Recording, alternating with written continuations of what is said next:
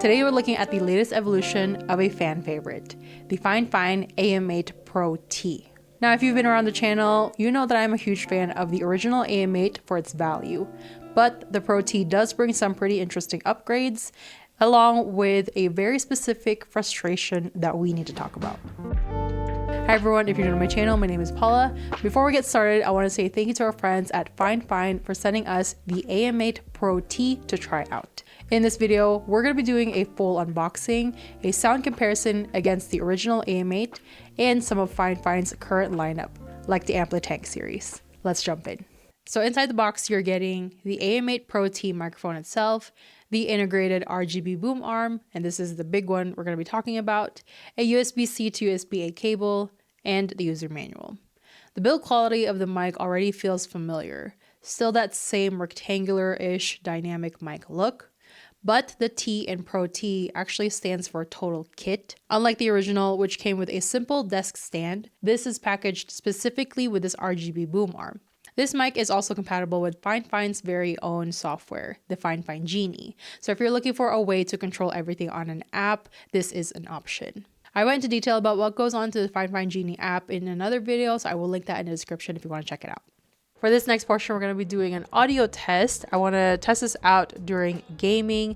So before we get into that, I want to give you a bit of an idea of my environment. So right now I have my humidifier going behind me, and I also have my stand fan swiveling next to me. I would say it's a good maybe 3.5 feet away. So it's still pretty close, and it is blowing towards my direction as well as the rest of the room.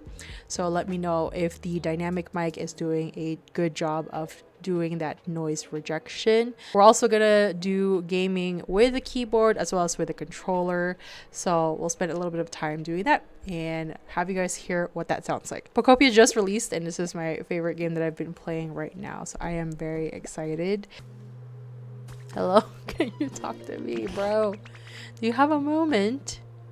I can't stop wondering what's beyond the wall of stone. I don't believe that wall was back there when I was a young little thing. But whether it's existed then or not so much time has passed that I don't remember at all what lies beyond it.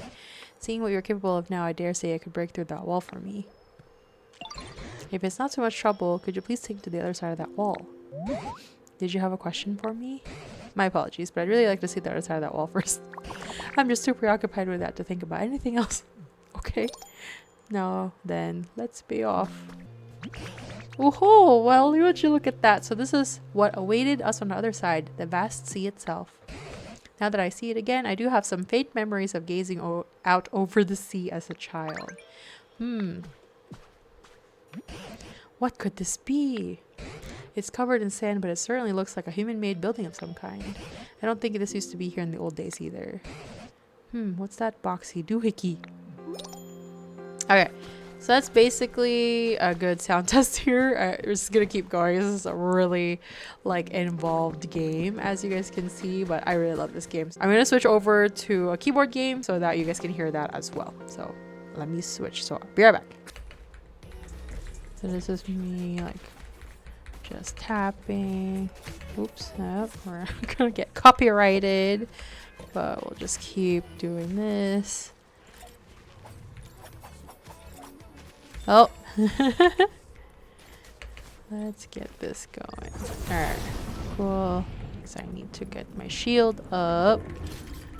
Okay, please, please. Don't. Perfect. Okay, let's go inside. Oh my gosh, yes, yes, yes. Thank you so much. I need this more than anything. I'll eat the fish just so I can have it. These bullets. Okay, cool. Let's go up. This fish made me... Where's the person? There we go. Okay, where are you guys?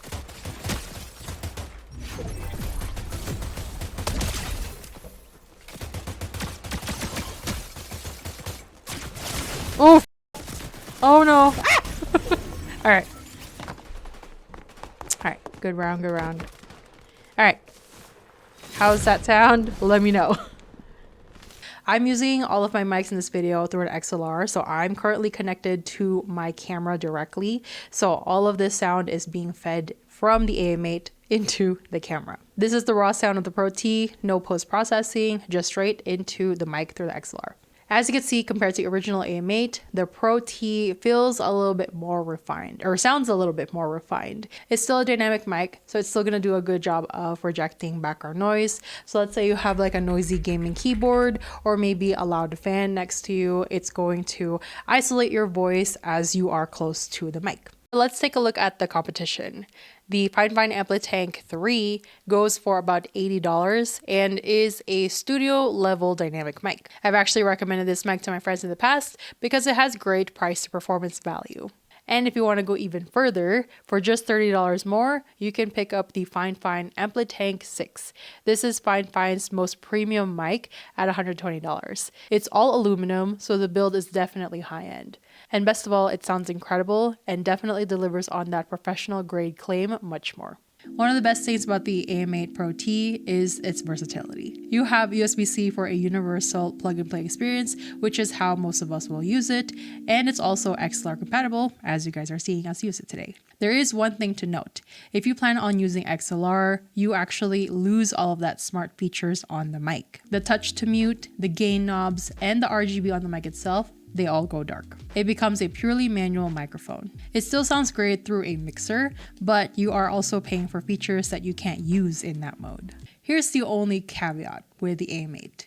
It sounds great on its own, but the way you have to buy it is you have to purchase it with the boom arm. Now, for some of you, that could be a win.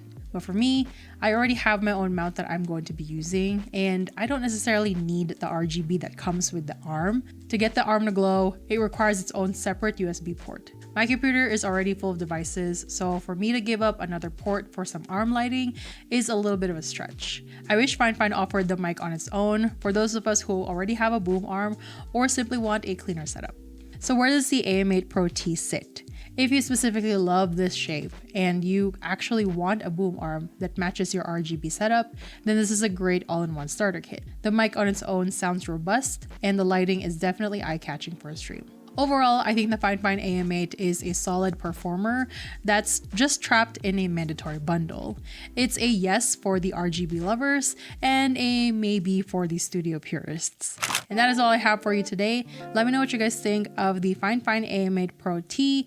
If you guys have tried the AM8 Pro original version, how does it compare as far as sound and quality? Let me know what your guys' thoughts are down below. If you guys like this video or found the information helpful, please don't forget to give us a thumbs up and subscribe for more tech and gear related videos. Thank you again to our friends at Fifine for sending us the AM8 Pro T. If you're interested in checking them out, I will leave the link in the description down below. As always, thank you guys again for watching, and I will see you in the next video.